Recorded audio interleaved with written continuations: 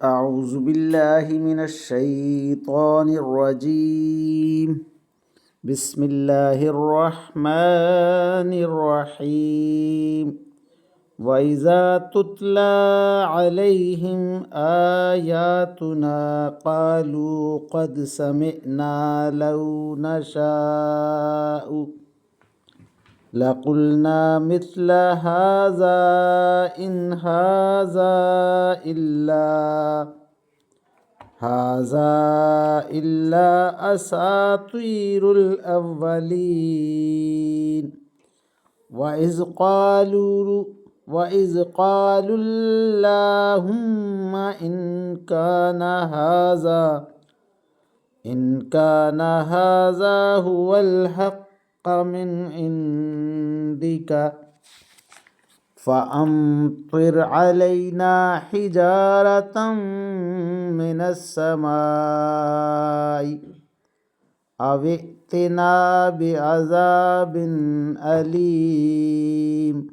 آمنت بالله صدق الله مولانا العظيم وصدق رسوله النبي الكريم ونحن على ذلك من الشاهدين والشاكرين والحمد لله رب العالمین۔ ابھی آپ کے سامنے سورہ الانفال کی آیت نمبر 31 تا 32 کی تلاوت کی گئی۔ انشاءاللہ کچھ ہی دیر بعد عزت مآب راؤ شاہ نواز صاحب انہی آیات کا ترجمہ، تشریح اور تفسیر بیان فرمائیں گے۔ اللہ تعالیٰ سے دعا ہے کہ ہمارا پڑھنا، آپ لوگوں کا سننا اللہ تعالیٰ قبول و منظور فرمائے اور اس پر عمل کی توفیق عطا فرمائے، آمین یا رب العالمین۔ اعوذ باللہ من الشیطان الرجیم، بسم اللہ الرحمن الرحیم۔ ملتان سے شان واسطے دوستوں کو السلام علیکم ورحمۃ اللہ وبرکاتہ۔ دوستان گرامی، آپ کے سامنے سورہ انفال کی آیت نمبر 31 اور 32 کی تلاوت کی گئی۔ اب انہی آیات کریمہ کی آسان تشریح ترجمہ مفتی تقی عثمانی کا لکھا ہوا اور تفسیر ابن کثیر سے حاضر خدمت ہے۔ آج عنوان ہوتا ہے کہ نبی علیہ الصلوۃ والسلام کا جسم مبارک کفار کے لیے باعث حفظ و امان تھا۔ اس کا دوسرا حصہ آج پڑھا جائے گا۔ اللہ تعالیٰ قرآن پاک میں ارشاد فرما رہا ہے، اور جب ان کے سامنے ہماری آیات کی تلاوت کی جاتی ہے تو وہ یہ کہتے ہیں کہ بس ہم نے سن لیا، اگر ہم چاہیں تو اس جیسی باتیں ہم بھی کہلائیں گے۔ یہ قرآن کچھ نہیں، صرف پچھلے لوگوں کے افسانے ہیں۔ اللہ اکبر۔ اور ایک وقت وہ تھا جب انہوں نے کہا تھا، یا اللہ اگر یہ قرآن ہی وہ حق ہے جو تیری طرف سے آیا ہے تو ہم پر آسمان سے پتھروں کی بارش برسا دے، استغفر اللہ، یا ہم پر کوئی اور تکلیف اور عذاب ڈال دے۔ اللہ اکبر۔ اب ان آیات کریمہ کی تفسیر ابن کثیر سے آج اس کا دوسرا حصہ بیان کیا جاتا ہے۔ عنوان ہوتا ہے، نبی کا وجود مبارک کفار کے لیے باعث حفظ و امان ہے۔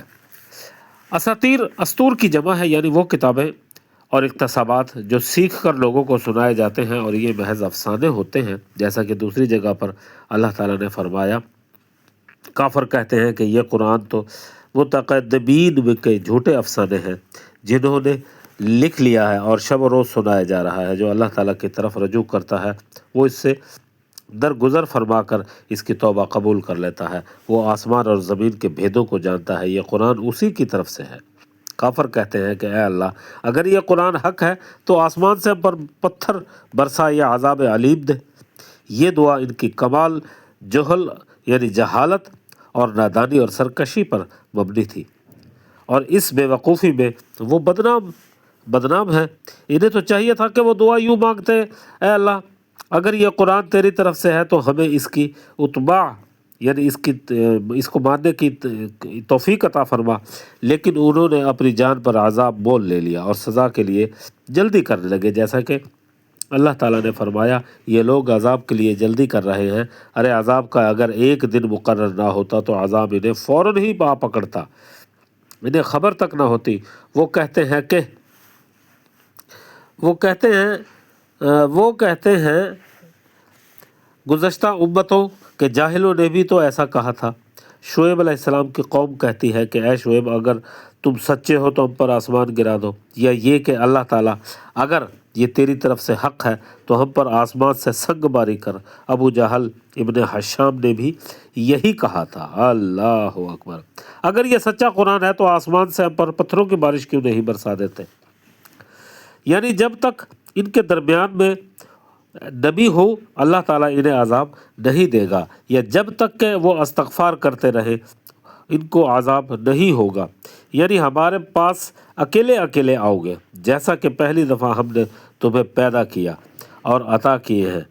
اگر اس مضمون کے 10 آیات قرآن پاک میں ہیں۔ بریدہ کہتے ہیں کہ میں نے عمر بن العاص کو جنگ احد میں گھوڑے پر سوار ٹھہرا ہوا دیکھا اور یہ کہہ رہے تھے کہ اے اللہ تعالیٰ، محمد صلی اللہ علیہ وسلم جو کہتے ہیں اگر وہ سچ ہے تو مجھے گھوڑے سمیت زمین میں دھسا دے۔ اللہ اکبر، یہ اس وقت کی بات ہے جب عمر بن العاص ایمان نہیں لائے تھے۔ اس امت کے جاہلوں میں ایسا قول بھی تھا۔ اللہ پاک اپنی آیت کو پھر دہراتا ہے اور ان پر اپنی رحمت کا ذکر کرتا ہے جب تک وہ استغفار کرتے رہیں گے تمہارے وجود ان کے اندر سے ہم ان پر عذاب آسمانی نازل نہ کریں گے جب تک کہ نبی کا وجود ان میں موجود ہے۔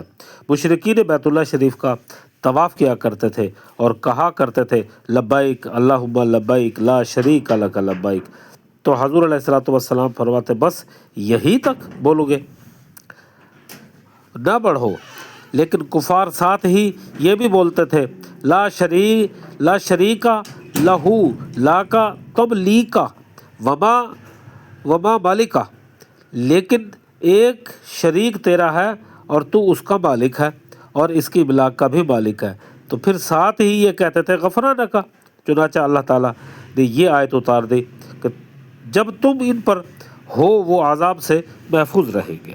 اللہ